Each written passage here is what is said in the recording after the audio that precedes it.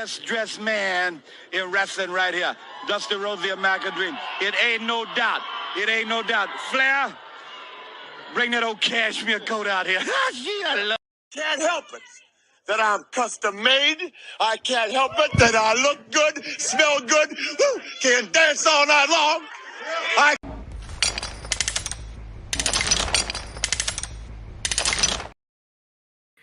First of all, you're gonna talk about the Senior Bowl today, but I gotta say R.I.P. to Carl Weathers, aka Action Jackson. Was my childhood hero. Man, it's crazy to see Apollo Creed dead. You know what I mean? That it's crazy to think about this, man.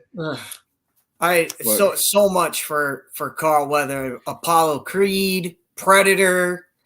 The guy's been in everything. So,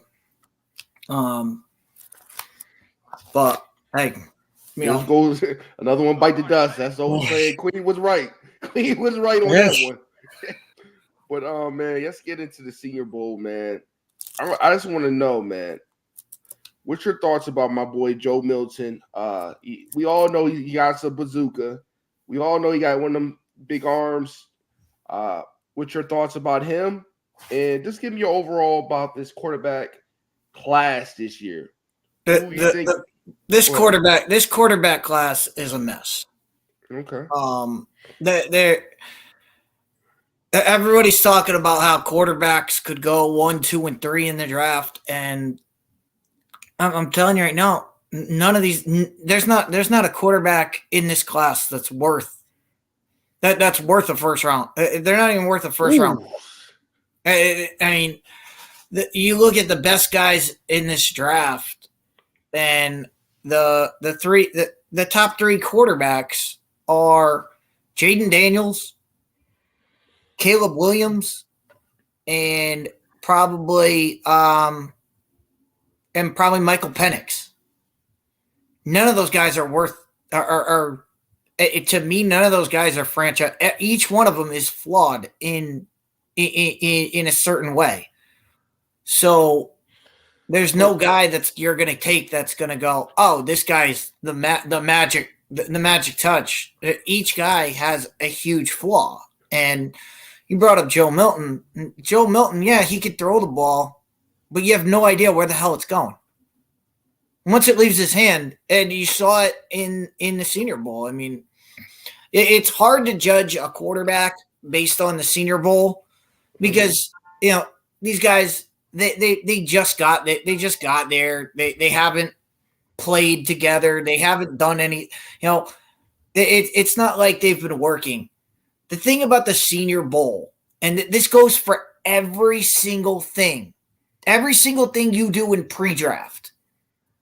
I have to caution everybody who watches these things and breaks this stuff down. What these things are for is you make your opinion based on what you've seen from the guys already. And then when you see them at the Senior Bowl, when you see them at one of these all-star games, when you see them at the combine, when you see a workout, you look for what it is you already thought about them. So if you went into this thinking, all right, Joe Milton has a strong arm, but he's inaccurate, you look at it and you go, all right, you evaluate what you just saw. If he shows his strong arm, you go, all right, check that box. He does have a strong arm. He does have this. If all of a sudden he's accurate and pinpoint, then you got to go back and look at the film and say, well, why wasn't he like that during the season? What changed, or what was the difference? The same thing could be said about Bo Nix, where everybody's been hyping Bo Nix for the entire college football season. But is he not supposed to look good with 8 years of playing college football? Exactly. Bo Nix. But that's the thing. Everybody, I was reading up on a lot of the stuff and watching him. He's been inconsistent his entire career. All of a sudden, he comes out and has a great year at Oregon, and everybody says, "Oh, look, he can do that in the NFL." you look at why he had the highest completion percentage ever. All his passes were between 5 and 7 yards. Mm-hmm. Well, the NFL, you're not going to do that. The NFL, an NFL defensive coordinator is not going to let you dink and dunk the ball. He's going to make you if they see that he's a dink and dunk passer. Well, we're going to take that away and make him throw the wide side of the field. Make him throw it across the field and see if the accuracy's still there, see if everything is still there. And you look at what Bo Nix did during the Senior Bowl, and again, the game is almost irrelevant to this. The game kind of is just the checkpoint. But if you watched him during practice, he was awful. He was awful during the practices, and that's when you're supposed to look good. You're supposed to look good. You're supposed to look great during practice, and he looked awful. That's when you got to go back and go, all right, why did he have such a good season? Oh, it's because of this. Can we and when you do that, when you look back at it, you look at it and go, can we do that with our team? And if you can mimic that, then you draft the guy. If his style isn't going to work for your team, then you can't go out. Then you can't go out and draft. You can't draft a guy just based on, all right, he's a big name. It has to be a guy that fits your program. I have a question then, man. I know people want to say the C.J. Stroud effect of last year, him having an amazing year, and I'll be the first one. I didn't have no faith in C.J. Stroud being having that good of a year that he had, right? Because he didn't show much in the biggest games at Ohio State. We watched the game last year, and me and you was talking about that Northwestern game, and you know what I mean, and getting outplayed. So you don't think it's a hidden gem at the quarterback position at all this year that can bust on the scene? I think if there are hidden gems, they're not in the first round. They're not in the top of this draft. And that's one of the things that I've been looking at as far as this year. And you're gonna see it because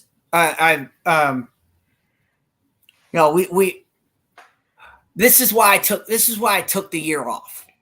This is why I took a year off. I couldn't stand these people. I can't stand these people breaking down. Just look at the year. Just look at the year we had in college football. You had one player. There's only one guy who physically stood in the end zone in every single game he played in. And that guy wasn't even invited to New York for the Heisman because they said, oh, it has to go to a quarterback. They're going to hype these quarterbacks up. Mm-hmm. And that's not college football. College footbable is about the best players in college football. I mean, I'm talking about, Blake Corum had one of the best years in college football of all time. And if we're talking 10, 15, I don't know, maybe 20 years ago at this point, the New Orleans Saints would be trading their entire draft to get him. Mm-hmm. Like they did for Ricky Williams, okay? That's the kind of year Blake Corum had, and didn't even get invited to New York. Didn't even get invited. But I have a question for you then, man. So they're going to up these quarterbacks. The point is the quarterback play is so overrated. It's absolutely hilarious. Do you think the big house himself? Do you think the JJ legend is going to go to the Chargers, man, and sit behind Herbert, man? I can see that in my twisted mind. I can see something like that. Well, he's still got a year to go. No, I thought he's not coming out. I thought he was coming out. From what I know, he's still got a year. I'm pretty sure he was a sophomore this year. Oh, was he? My fault. I'm pretty sure he's not. I'm pretty sure he's not eligible. Oh, okay. Because if he were eligible, he'd be he'd be up there. But again, he's got a lot to work. He's got a lot of work to do. I did see that couple air throws he made in that national championship, which was a dominant national championship. I mean, you look at that Michigan. That Michigan team was loaded, whew. and you saw in the Senior Bowl. You saw Roman Wilson was the best wide receiver at the Senior Bowl, and he wasn't even there. He's like their third receiver. He was like their third receiver. I like that. I like that one receiver. Let me go pick my dog. Let you keep on running. Which one? At Michigan, Cornelius Johnson is outstanding, and the guy's like 6'4". Like that's the guy that's the wide receiver to be looking at. But I like Brandon Rice. What are your thoughts about Brandon Rice, man? Oh, Brandon Rice. Oh yeah, I mean, where you can't go wrong. You can't go wrong with Jerry's kid. I mean, Jerry's kid playing wide receiver. You can't go wrong with it. And you look at you look at that. That's the other thing. Caleb Williams. Yeah, he won a Heisman. Yeah, he's done all this stuff. But go back and look at what he's done. Go look at Lincoln Riley. Go look at Lincoln Riley disciples in the NFL. And you can go all the way back to Landry Jones. None of these guys have produced anything at the NFL level. They're gonna say Baker. Well, what about Baker? Baker got hot again. You know, they're gonna throw them names. He got a all-time Heisman winning, quarterback. There are a whole lot of. I mean, somebody was.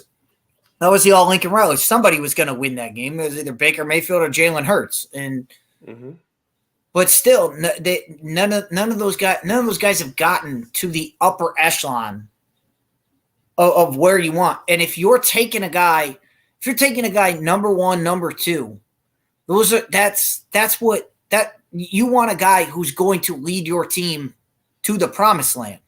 What about none of those guys have done it? What about Neighbors? You're high on Neighbors out of LSU? The name doesn't ring a bell. I think he played for LSU last year. Neighbors, or what's the other one from Texas? Pretty decent too. The wide receiver from Texas. Oh, yeah, I like the wide receiver from Texas. And I just had him up. Here. I was just looking at him. Like I said, at the Senior Bowl, that's the one thing that these things can do is you watch guys and you go, all right, this guy this guy's this good, this guy's this good, and then, I'm just looking. The thing about the Senior Bowl, we're going to talk about quarterbacks and wide receivers, and that's always going to be the talk of the town when you talk about NFL draft. This NFL draft, the thing you wanted to look at in this, the offensive line play was outstanding. I heard your boy from Notre Dame has been putting his hands on people real bad. Joe, what is his name? Joe, the big tackle from Notre Dame. What's his name? He's the top he's the top tackle in the draft, and they got Joe Klatt. I think his name Klatt something, right? Yeah, I think so. I know the kid from Notre Dame was awesome all year, and he's huge, but so. That's the thing. A lot of these guys are not going to be the name guys, are not going to be the standouts of these games. And I'm just looking, because I was just looking at wide receivers.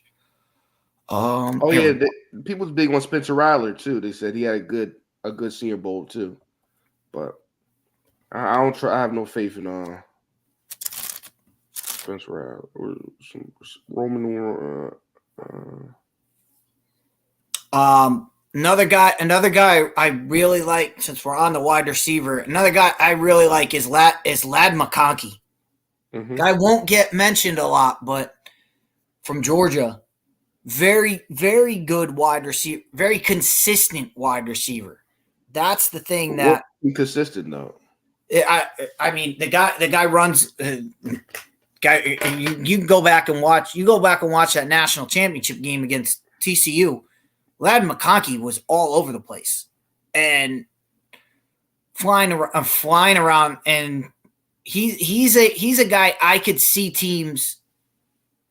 I could see him getting a lot of press up to the draft because of how good. Because a lot of people will look at that Georgia team and say, "Oh, this guy." He was always that unsung hero. Plus, he's got that McConkey. He's got the McConkey name going to him. Okay. So who is, like, I know I've been hearing and watching. This is a deep cornerback position class this year with that top corner out of Louisville, Rucker, that corner right there. They said this is a great corner class and good box safety class. What's your thoughts about that position? It's a very good cornerback position, and probably the best player of the week. Probably the best week was the kid from Toledo. That's what I heard. I heard he was, and his name is Quinion Mitchell. He looked really good. He looked.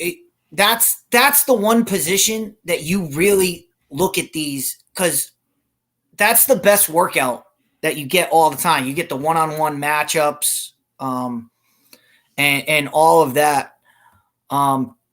But I love cornerbacks. Cornerbacks this year. I love Kool-Aid McKinstry from Alabama. Mm-hmm. I love him. But this kid at Toledo, it made you go, huh? It made you look at it and go, all right. And that's again. That's what I'm talking about. When you see somebody who has a great game, it makes you go back, look at the tape, and go, all right, why didn't I see that? What didn't I see during the year? Or does that translate to what I'm seeing? That's what these things should do. They should make you go back and check on them. That can be good, it can be bad, but this guy in a good way. When you watch him play, now you're looking for the techniques that you saw on Sunday, and it was he had a great game. But the corner position is way deep. It is deep, like I said. I love Kool-Aid McKinstry. I think he's going to be a great. You can never go wrong with a Nick Saban defensive back. Can you really? Never. Never go wrong. You can never go wrong with a Nick Saban, with a guy who's been coached by Nick Saban playing defensive back. That he's done. He's got the right technique down, at least. Yeah, I feel that way about Rutgers defensive backs too. Rutgers has some solid ones in the past years. With Schiano. Yeah, he's a whisper too. What about tight end? Is it Brock Bauer and bust after that, or do you think it's some solid corners? I mean, solid tight ends after. For everything, anything you talk about, it's Brock Bowers and then the rest. Okay. That's for anything. I've already said this. I said this before the season. I would have drafted him last year. And just said, all right, we're foregoing our first round so that we can draft Brock Bowers this year. Brock Bowers he's that guy. He's a game-changing player. That's why a lot of these guys at the top of the draft that are talking, oh, let's take a quarterback. If you're weary about taking a quarterback, why wouldn't you go out? Take Brock. The best friend for a quarterback is to have a go-to target at tight end. We're seeing that all throughout football now. Look at the 4 teams that were in the championship games just last weekend. Look at all 4 teams. They don't have a top wide receiver. Their top wide receivers, their tight end. So why wouldn't you get a guy who can not just he? If you wanted him to play wide receiver, you could line Brock Bowers up at wide receiver. No corner is going to be able to match up with him. I know a lot of people said, they're not really big on him because of his size. A lot of people could say 6'4". That is the measurable things they like to play. What's your thoughts about that? People using the measurables against them. People that say that I would say, well, look at Kyle Pitts. Kyle Pitts is 6'6". Mm-hmm. He can't get the ball. He can't get the ball because he can't get separation. He can't get separation. Mm-hmm. You look at Brock Bowers. Brock Bowers runs routes and he's wide open. There's nothing you can do to him. He's too big to put a corner on. Because if you put a corner on him, you just throw him the ball and he'll just run him over. If you put a safety on him, he's going to run right by him. If you try a linebacker and chip him, well, he's going to find a spot in the zone and sit down. He's your quintessential tight end. He's a perfect fit especially for a young quarterback who needs a guy who can just get open. That's all you need. As a young quarterback, you need a security blanket. And you talk about all these teams that are thinking about drafting quarterbacks, the Bears, the Giants. I forget who else has. I know the Bears have 2 first round. But if I'm the Bears, I'm taking him I'm taking him number 1 and going for my quarterback with my second pick. I'll take the quarterback after and have a 1-2 punch. But you look at his play, there's a reason why Georgia was number 1 in the country for 3 years straight. Mm-hmm. And it happens to be the 3 years that Brock Bowers was there. Yeah, man. I like Jatavian Smith out of Texas. I think he's going to be a solid tight end. I like his game too. If you can't get a Brock Bauer, what about what's some other tight ends? If you can't get Brock Bauer, would be complimentary pieces in the offense. And again, I don't have the names of everybody. I kind of just am like that kid. The kid from Notre Dame. That Notre Dame has put out some really good tight ends lately. He played really good last year. The kid at Michigan was the if he comes out, I think he's a junior. So if I like the kid from Colorado State too. If he declares, so I would like to see again going through the tight end position. Nobody except for Brock Bowers, you're not taking a tight end in the first round like that. So tight end's one of those positions that you hope the guy falls to the mid-second, early third round, and you can get a guy to match up with you. But so who do you think is the best pass rusher in this class? I think the best pass rush. I think actually the best pass rushers are on the inside in this draft, which is interesting to get at. You talk about guys like the kid from Missouri, Darius Robinson, 6'5", 286. Can play inside, can play outside. That's kind of that. Those are kind of the guys I look at. Another kid is the kid from Texas, who's, and I just gotta look him up. T'Vondre Sweat. 6'4", 362. That's a big boy to try to move. Another good guy. Another guy we saw was Fisk. Fisk from from Florida State. Another good game.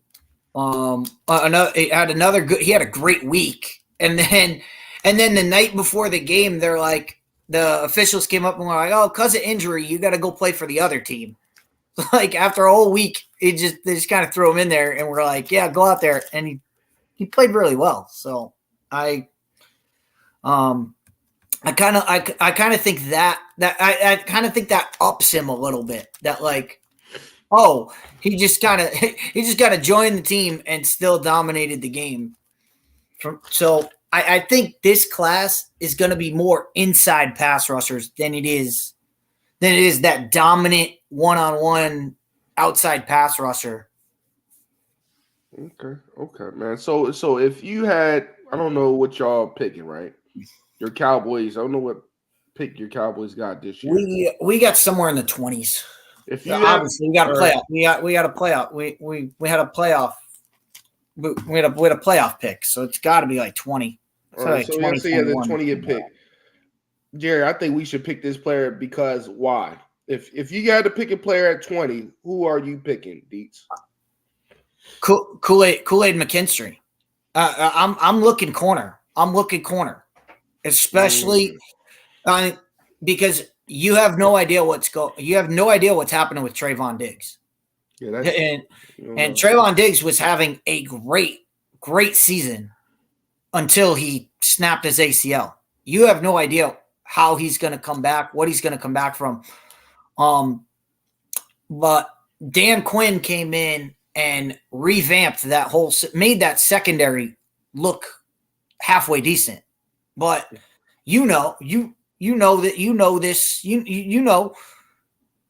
being a Patriots fan, you've seen Stephon. How much more can Stephon Gilmore give to the league? I mean guy's been playing forever. You can't count on Stephon Gilmore to be your shutdown. As great as he is, old age and just moving around, it catches up to you very quickly. And especially at that position, a fraction of a second, you're a fraction of a second off, and guys are running right by you. So that's where I've always been telling the Cowboys, draft somebody in the secondary. Any secondary position I'd be happy with. But I would look to a guy like Kool-Aid McKinstry from Alabama. Like I said, I think he's probably the top corner in the league. If you can't get him, one of these guys that we just mentioned, the kid from Clemson, the kid from Toledo, will definitely still be there. But I would look secondary because you've got all the weapons. You've got all the weapons on offense. You don't need anything more on offense. Yeah, what you need is, and that's a good thing. That's a good thing for a Cowboys fan in this draft. The two things the Dallas Cowboys need are the deepest positions, which is corner and offensive line. So if you're not going to take a corner, then you got to take an offensive lineman because you always need offensive line. Let's say that they old, man. They some old all pros you got on that line. Yeah, I mean, how many years have the Cowboys been relying on all the guys? I can't rely on Tyron Smith anymore, and you just can't. Martin. Zach Martin. Yeah. How many times have we said, "Oh, they're the best line"? Well, eventually they stop. Eventually they get old. They get too old to block. I mean, Jason Kelsey's hanging it up. So eventually these guys go. You've got to have. That's why it's good to draft linemen all the time. Just if you don't know what your team needs, just draft an offensive lineman because you always need offensive line. Always, you always need a guy in there that you could throw in. So that's what I would do if I'm the Cowboys. Yeah, I definitely for my team personally, the rough year I had, I stopped watching football, man. I was watching pickleball. I was watching American, America's game. It was a rough year. I think we had to, again, like we was talking about that deep tackle position. I like City Sal, but we just need to definitely get that tackle position together and look for. We already got a replacement for David Andrews, so we just need to build that offense line up. And I would like to get one of these receivers, like I was talking about earlier. So the best, whoever's left, I know this is a deep one. So that third pick, I would not mind them getting a top tackle like that guy from Notre Dame at number 3. Well, this is where it's going to come down. The Patriots are going quarterback. They're going to draft a quarterback. So let's talk about Drake May real quick, man. So what's your flaws for Drake May? What does he do great to you think? I saw some flaws, but let me know yours. Great. The great thing he has is strong arm, can stand in and can play from the pocket. The questions I have from him are how can he escape the pocket? And what can he do when he's outside the pocket? Because if you watched him during the year, from inside the pocket, he was fine. When he faced teams that pressure came around him, that's when trouble starts. That's when you get inaccurate throws. That's when you get him throwing off his back foot and doing those kinds of things, doing the kinds of things you don't want a quarterback to do.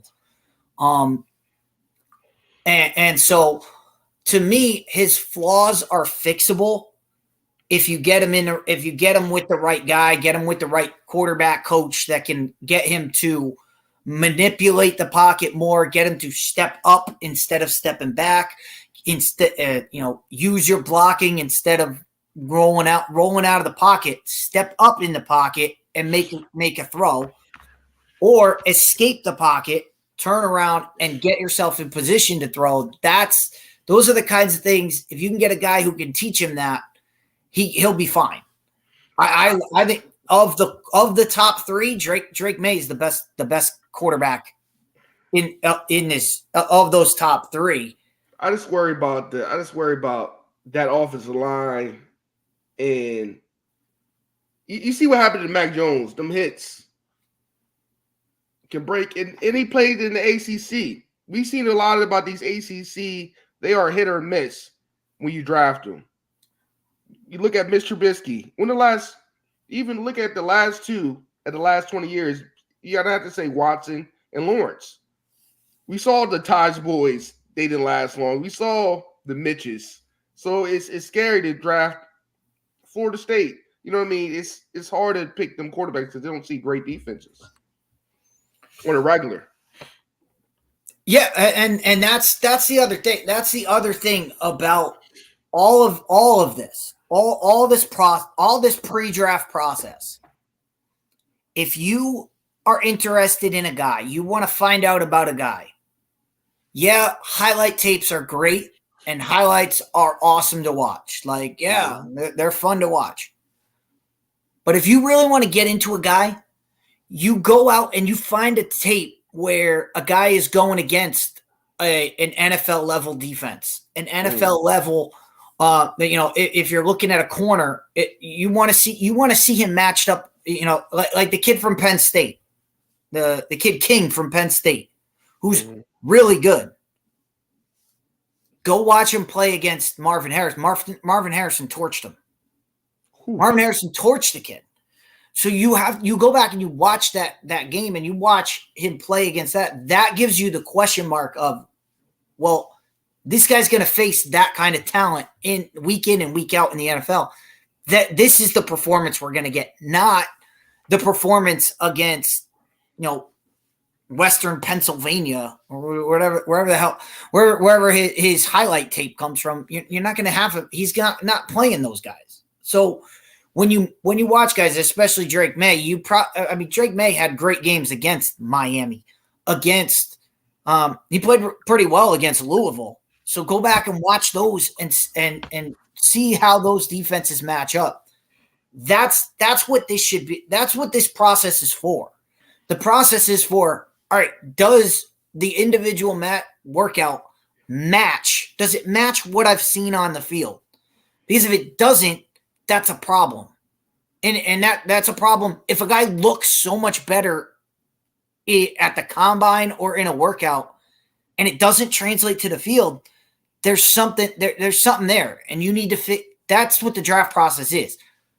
Whether it's something you can figure out, whether it's coaching, whether it's the way the guy was played, or whether it's something that's unseen. If it's unseen, you can't draft that guy because there's something there that's not correlating. And if it doesn't correlate, and NFL defensive guys, NFL coordinators, offensive and defensive, if somebody's got a flaw, they're going to find it. And they're gonna make sure that they pick on it.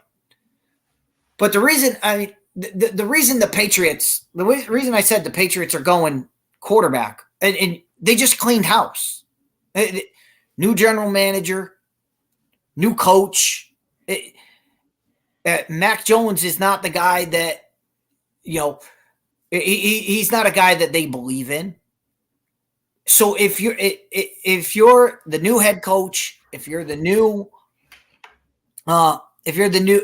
general manager, you want your guy.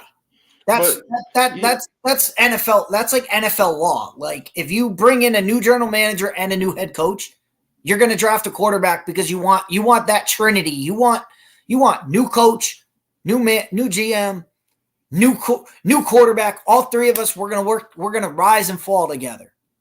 So that's why I say they're going to go quarterback. I got to say this, though, Dietz.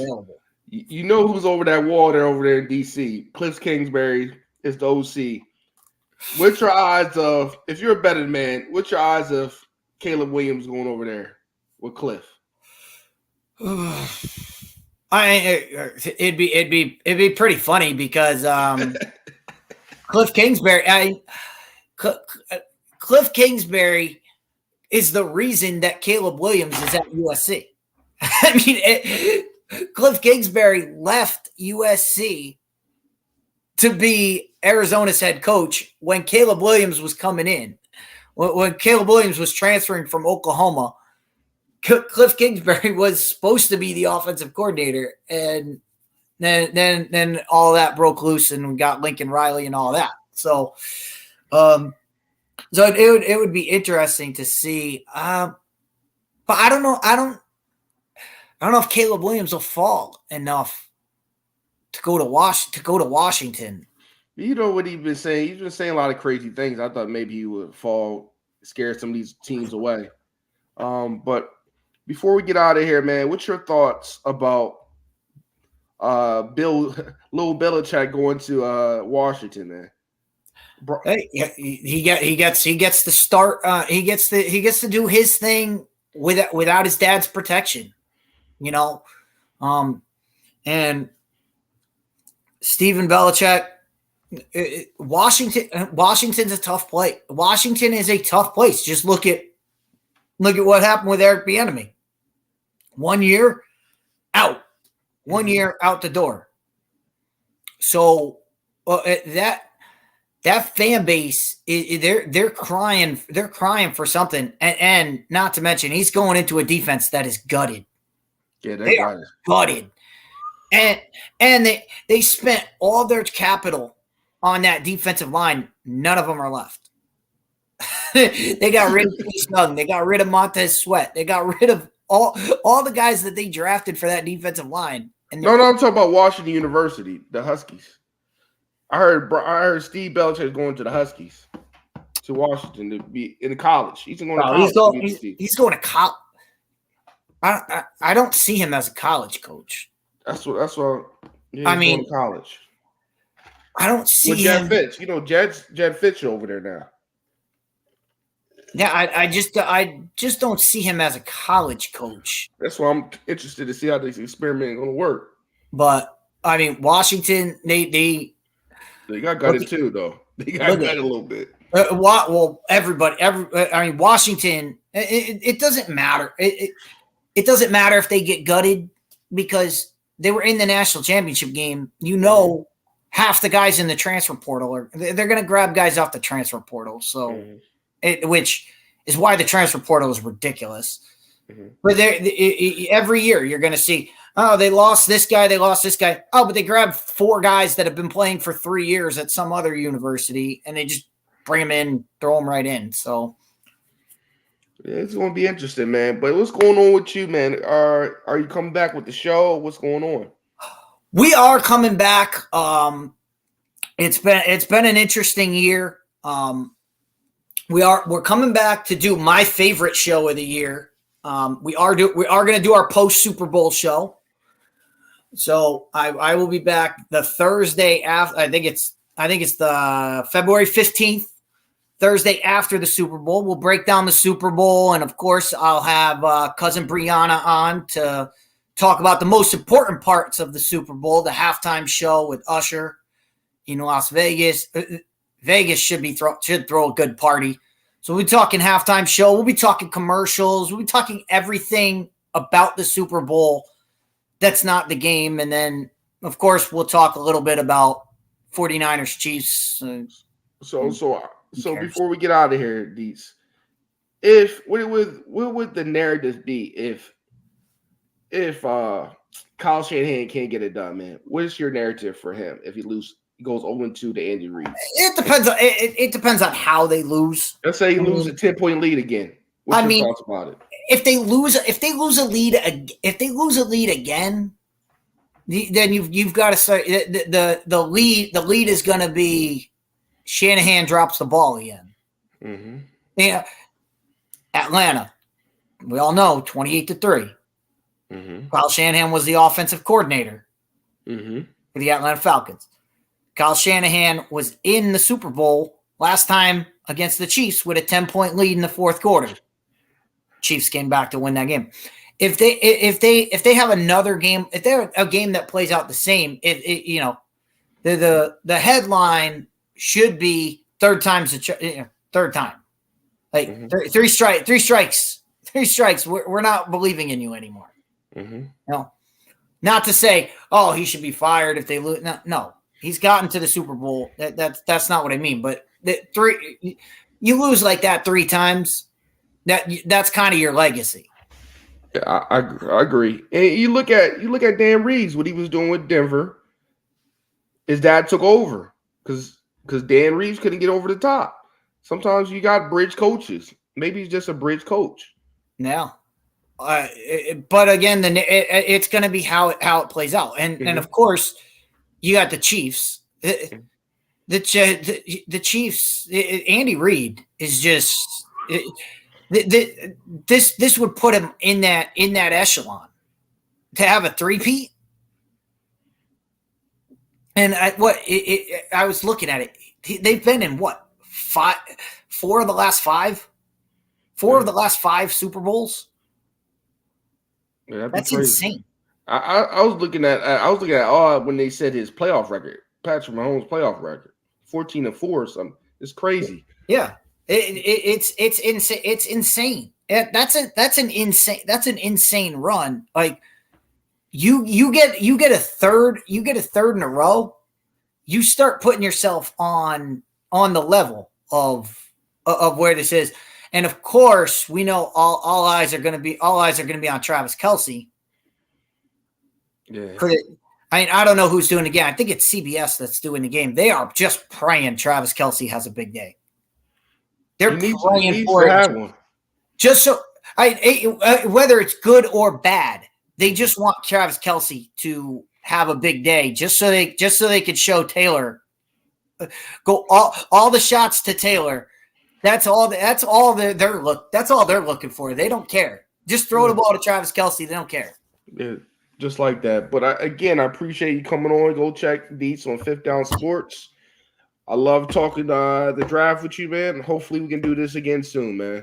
Absolutely, man. And like I said, we'll be back the 15th for a Super Bowl recap. And then we're going to figure it out. We're going to figure out whether we're going to do weekly shows, whether we're going to do a pop-in, how we're going to do it from then on. Cause I don't know.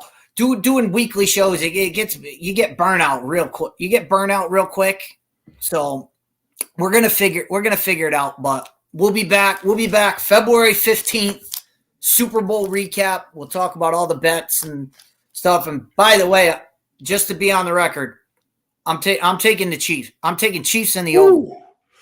Chiefs in the over. Oh, Chiefs are 2.5. I looked at 2.5 point dogs. Oh no! I'll take Chiefs are the dogs going in. I'll take. That's why I'm taking the Chiefs. Chiefs 2.5 dogs. Damn, that's crazy.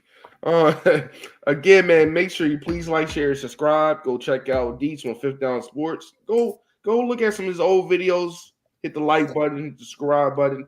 He got movie reviews over there. He does Summer Greatness. Go check all that out. And we get back at you at a later time. Hopefully you have a good Monday, and we're out. Thanks, Rob.